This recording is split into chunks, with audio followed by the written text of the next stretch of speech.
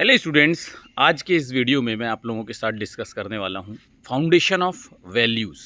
सबसे पहली बात है कि फाउंडेशन ऑफ वैल्यूज़ से कौन से थिंकर जुड़े हुए हैं, तो राधा कमल मुखर्जी जुड़े हुए हैं और आजकल फेवरेट बने हुए हैं NTA UGC नेट के बहुत सारे क्वेश्चंस राधा कमल मुखर्जी पे आ रहे हैं।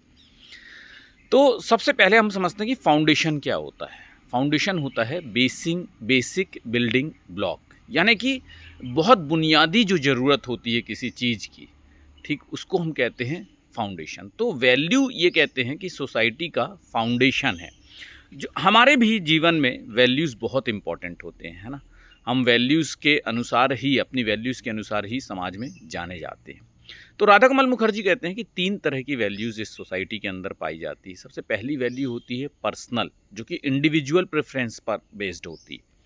दूसरी वैल्यू होती है सोशल, यानी कि सामाजिक, जो कि हमारे सोसाइटी की वैल्यू होती है। और तीसरी वैल्यू होती है यूनिवर्सल, यानी कि सार्वभौमिक, जो कि पूरे विश्व की वैल्यू होती है। जैसे कि विश्व में ये बोला जाता है कि भाई जो है ट्रूथ बोलना चाहिए, सत्य बोलना चाहिए, अहिंसा का मार्ग, ऑनेस्टी रखना चाहिए। ये यूनिवर्सल वैल्यूज़ है जो हर जगह एप्लीकेबल होती हैं। इसी तरह से स्टूडेंट्स, जब आप लोग तैयारी करते हैं, है ना, तो मैं इसको हिंदी में भी एक्सप्लेन कर देता हूँ पहले। क्या? व्यक्तिगत वैल्यू, मूल्य, सामाजिक मूल्य और सार्वभौमिक मूल्य। तो जो व्यक्तिगत मूल्य होते हैं वो आपके व्यक्तिगत विकल्प होते हैं, उससे बनते हैं।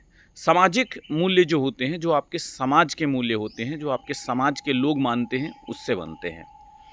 और जो सार्वभौमिक मूल्य होते हैं वो सारे लोग मानते हैं, पूरी दुनिया मानती है, इर्रिस्पेक्टिव ऑफ कि आप किस कंट्री से बिलोंग करते हो।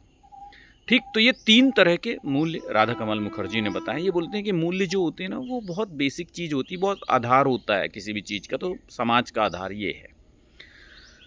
अब फाउंडेशन बैच भी स्टार्ट हो गया है, फाउंडेशन बैच चल रहा है। आप समझ चुके हैं कि फाउंडेशन क्या होता है, कि आपको बेसिक से पूरा ज़रूरी होता है समझना। अगर आप सोशियोलॉजी को समझना चाहते हैं तो आपको फाउंडेशन बैच ज़रूर से ज्वाइन करना चाहिए। और बहुत सारे स्टूडेंट्स मुझसे पूछ रहे थे कि सर सेल कब आएगी। तो सेल जो है वो आ गई है, दस्तक दे चुकी है सेल।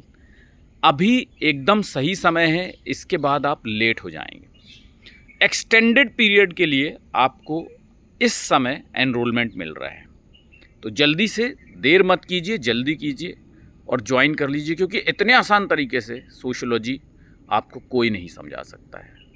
अगर आपको सोशियोलॉजी फाउंडेशन से पढ़ना है तो ये एकदम सही समय है, फटाफट से ज्वाइन कर लीजिए क्लास को।